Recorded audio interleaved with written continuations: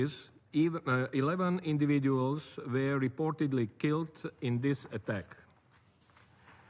Based on information released by United States authorities, additional airstrikes on vessels allegedly carrying drugs were conducted on 15, 16, and 19 September, and again on 3 October.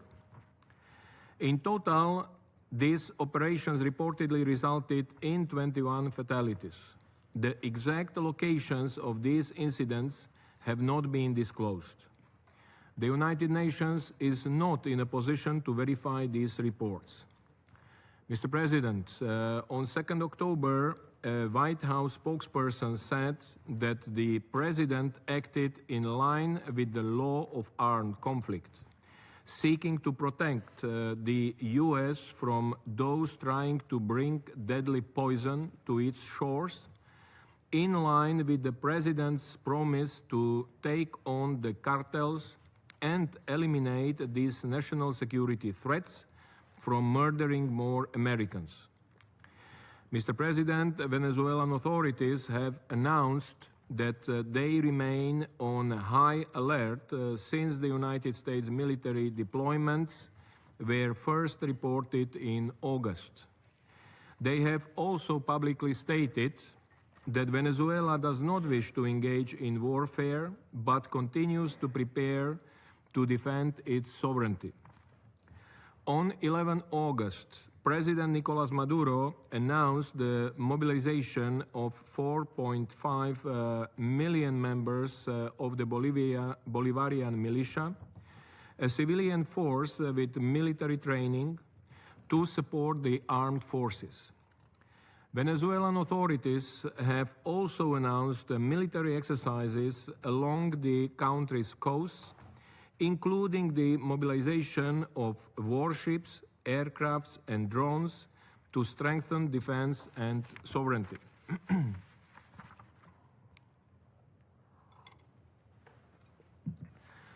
On 4 September, according to the US government, 2 Venezuelan military aircrafts flew over a US Navy vessel in international waters, a move the United States described as highly provocative.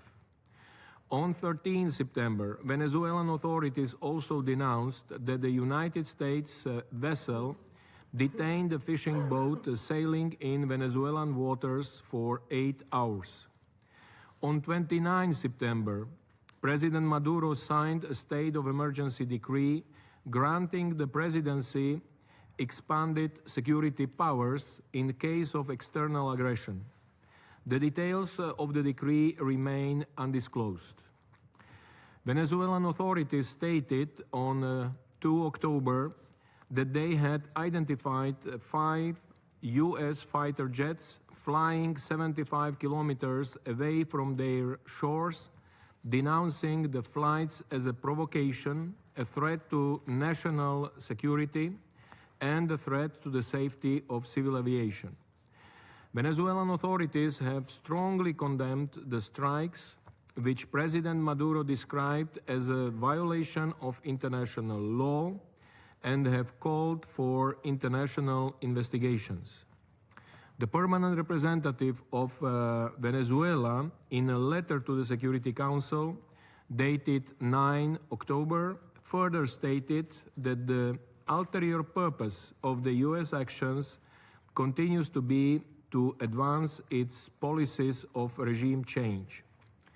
Mr. President, since 21 August, the Secretary General, through his spokesperson, has urged both parties to de-escalate tensions, exercise restraint, and solve their differences through peaceful means. The Secretary General has emphasized that it is imperative for member states to ensure that their actions to combat drug trafficking are carried out in accordance with international law, including the UN Charter. The Secretary General has also acknowledged the challenges posed by transnational organized crime to member states, he has called for close cooperation and constructive dialogue to ensure that efforts to address these threats uphold the rule of law and respect for human rights. The United Nations High Commissioner for Human Rights, through his spokesperson, has also stressed that the use of force in countering illicit trafficking is, in principle, a law enforcement matter, and any such use of force must respect human rights law and standards, including the basic principles on the use of force by law enforcement officials. Mr. President, the United Nations recognizes the devastating impact of violence driven by transnational organized crime, which affects production, transit, and destination countries alike, tearing at the fabric of communities and undermining development and stability across the region.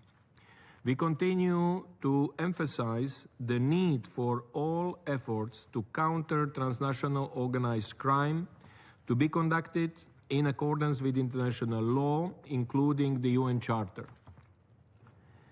Finally, we reiterate the call for de-escalation and continue to urge the parties to avoid any actions that may threaten international peace and security in the region.